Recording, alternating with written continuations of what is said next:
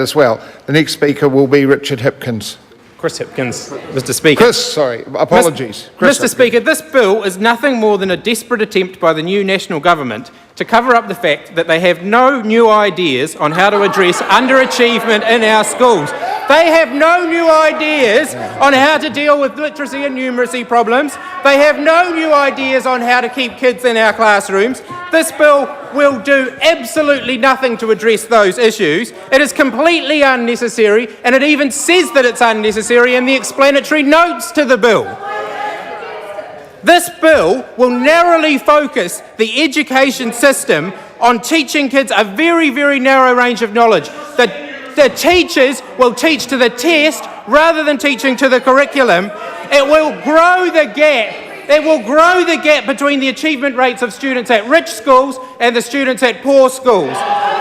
This bill is completely unnecessary. Let me read from page 4 of the explanatory note where it says, the Minister of Education can set national standards through the existing provisions of the Education Act, either by way of the National Education Guidelines or by regulations. Regulating for this power could achieve the same policy objectives as legislation. So we're off to a ripper of a start with our red tape reduction. Well, instead of creating regulations, we're going to create unnecessary legislation instead.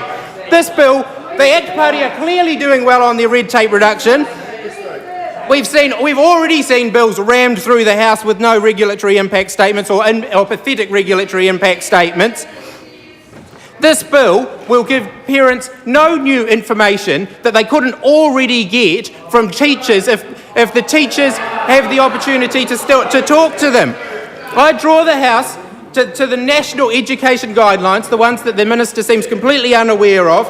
NAG number 2.3, that each Board of Trustees with principal and teaching staff is required to report to students and their parents on the achievement of individual students and to the school's community on the achievement of whole groups of students. So, why do we need this bill? This requirement, the requirement in the NAGs specifically identifies a number of areas. It specifically requires schools to report on students who are not achieving or are at risk of not achieving, so the bill is totally unnecessary. It doesn't increase in any way the resources to the schools, the resources to the teachers. It does nothing to help them.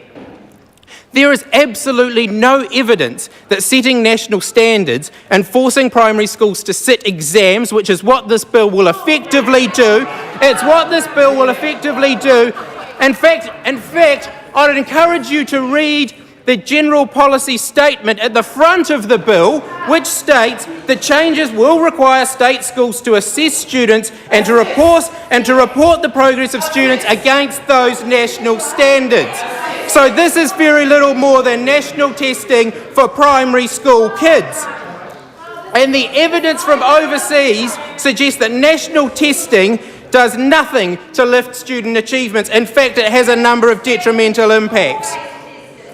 It encourages teachers to teach to the test, to train pupils to pass the test, rather than gain any understanding of what they are learning. It means that kids don't develop any higher order thinking skills. And if we want to see any evidence of the impact that has, we only need to look at the benches opposite us. A research review in the UK found that national testing leads to pupils to regard learning in terms of passing tests rather than gaining any understanding of what they've actually learned.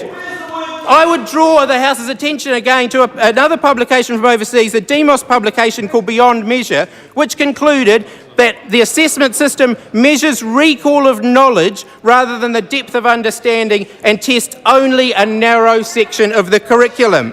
The report goes on to state that the notion of measuring a cohort of students as a whole is absurd.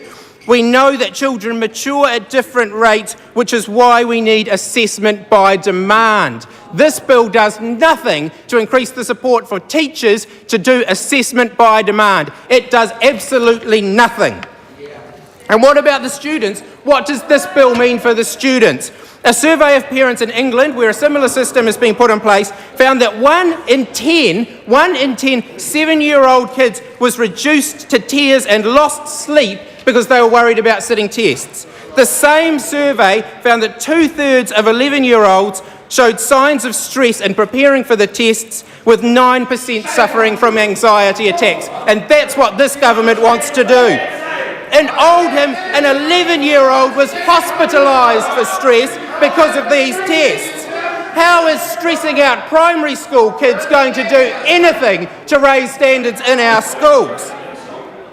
Another report from the UK highlighted the negative consequences of national testing on teachers, including overload and stress. It found that it distracted from the teachers' daily classroom performance and contributed to a number of teachers leaving the profession altogether, because national testing doesn't tell good teachers anything they don't know already, and there are far better tools, as some of my colleagues have outlined, that could be used instead. I noticed the member opposite, Nick Smith, has been commenting on today, and he said himself, and I quote, "I openly concede that the information can be used destructively." I openly concede that the information can be used destructively. That was Nick Smith. That was Nick Smith that said that. And one way that it can be used destructively is to develop school league tables. School league tables, that's right. But we had the Minister in the Dominion Post this morning saying that no, that wouldn't happen, and I quote from the Dominion, Education Minister Anne Tolley denied that the results could be used to compile league tables, saying that the full data obtained would be available only to the government. So I don't see anything in this bill, that repeals the Official Information Act. I see nothing in the bill that repeals the Official Information Act that would stop people getting hold of the data and using it to compile exactly that. Because we know from past experiences that once the data is there, people will get hold of it. In fact, the National Party used to advocate for that data to be released publicly to create league tables. In fact, Bill English spent months and months arguing for NCEA league tables to be created using the same kind of data in secondary schools. This will drive a massive wedge between the rich schools and the poor schools. It will drive a massive wedge between the rich schools and the poor schools.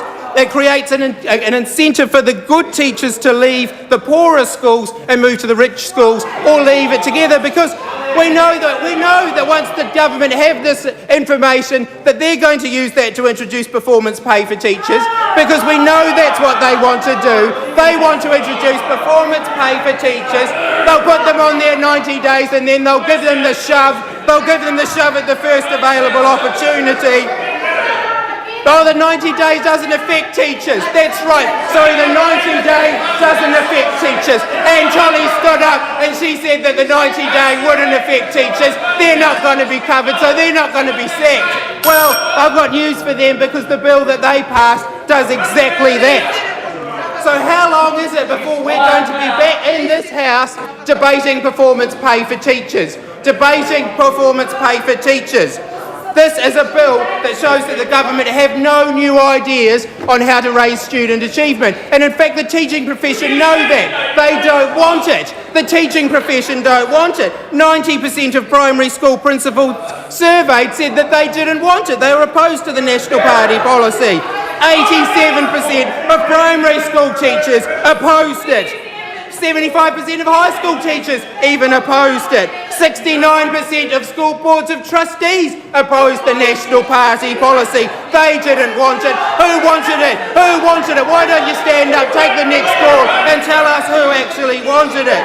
And in fact, they don't want it rammed through under urgency either. And I quote from the Auckland Secondary School Principals Association, who say, "This is a matter of trust. When bills are rushed and the sector is not created, it will create a wedge and a sense of suspicion with the government. Nobody wants this bill rammed through." The NZEI said they don't want it because they believe that openness is critical to ensure that any decision on teaching and learning is educationally sound and will lead to increased student achievement. And yet, despite all of the blather from the members opposite, we haven't heard at all about how this bill is going to increase student achievement. We've heard nothing from them about how this is going to achieve student achievement.